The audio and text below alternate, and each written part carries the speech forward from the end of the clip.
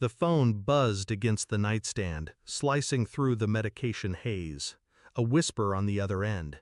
"Dad, they left me here. I'm scared." The room tilted. My stitches burned. "Where are you?" A rustle, the sound of moving water. "By the river." I called her next, my wife. She answered on the second ring, breath sharp with annoyance. "He's dead weight. I should have dumped years ago." No hesitation, no drunken slur to excuse it. The line went dead before I could speak. I stared at the ceiling, the quiet roar in my ears louder than my own heartbeat. My hands didn't shake. They never do. The next morning, the police called. We pulled a small body from the river. They didn't finish. They didn't have to. Something inside me slid into place. Cold, unyielding, final. The funeral was 2 days later. Closed casket. She cried when people were watching, collapsing against her mother's shoulder. When she thought no one was looking, her face smoothed into something blank. I knew that expression, the same one she used when lying about smaller things. Receipts that didn't match, perfume that wasn't hers, hours that went unaccounted for.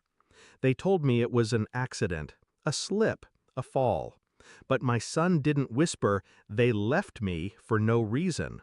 The words were still lodged in my head, like a splinter I couldn't dig out. At night, I replayed every moment.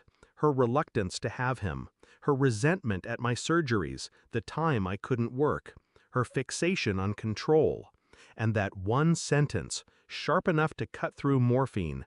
"He's dead weight. I should have dumped years ago." I didn't grieve like they expected. I listened, I watched, and I waited. 3 weeks after the burial, I found his backpack buried in the garage behind boxes of Christmas lights. Dry, untouched, not lost at the river. That same night, I logged into her cloud storage. She had left it open before bed. Photos, her by the riverbank at sunset. My son not in the frame. Her parents smiling, beer bottles in hand. The timestamp, 15 minutes before his call. The next morning, I asked about the trip casually. She told me it was peaceful. No mention of him wandering off.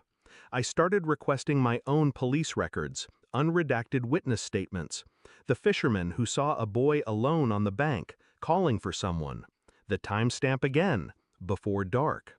I kept everything in a single folder. Not hidden, just placed where she would never think to look. She was careful, but I became quieter than her guilt. I let her think I was numb. I let her think I was broken. I was simply collecting the final pieces.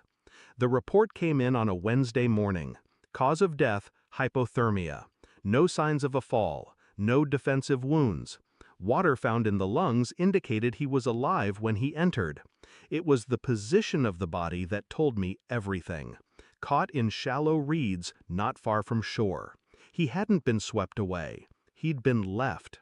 That night, I set the report on the kitchen table, folded neatly, her name written across the front. She walked in, saw it, opened it, her hand went to her mouth, then fell away. "This isn't what they told you," she whispered. I said nothing. I didn't need to. She searched my face for anger, found only stillness. The next morning, I sent copies of the report to 3 places: the police, Child Protective Services, and her employer. By evening, she was gone, staying at her parents', her phone pinging with unanswered calls from numbers she didn't recognize. I didn't block her. I let her keep trying. 2 days later, she came back. "You're destroying me," she said. "No," I replied. "You did that yourself." Her voice cracked, not from sorrow, fear. The kind that comes when someone realizes the story they've spun has been rewoven without them. I didn't yell. I didn't explain. I just turned away, leaving her to stand in the quiet weight of her own undoing. The house is silent now. His room remains as it was, bed made, books stacked neatly on the shelf. I don't sit in there. I just pass by, sometimes, on my way to the kitchen. People ask if I'll forgive her. Forgive what? The truth? The proof? The sentence she spoke like it was nothing? I think about the last time I heard his voice, how he whispered so I wouldn't worry, how he trusted I would come for him. I did, just not in time. But I made sure the one who left him there will never be able to leave anything behind again. Some endings aren't about justice, they're about weight, and I made sure she'll carry this one for the rest of her life.